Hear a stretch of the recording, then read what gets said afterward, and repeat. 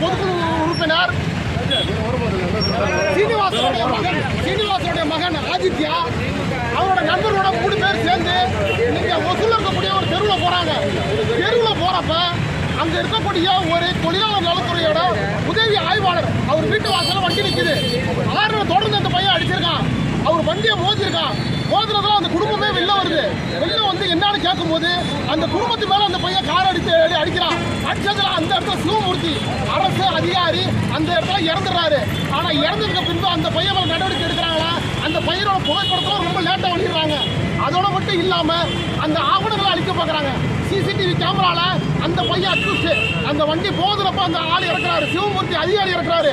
ஆனா அந்த வண்டியை பின்னாடி எடுத்திருந்தா 6 வயசு புள்ள நிலாடி இறந்துருவோம் அப்படின்னு இன்னைக்கு பத்திரிகை செய்திருக்கு. ஆனா இன்னை வரைக்கும் அந்த சாதாரணங்களை வெளியிடாம இன்னைக்கு அந்த இருக்கக்கூடிய அந்த சீனிவாசன் திமுக மாநில பொதுக்குழுவோட பையனை யார் காப்பாற்ற பாக்குறாங்க. இப்ப திமுக கொடி கட்டின காரை மறிச்சா சொல்லுவாங்களா?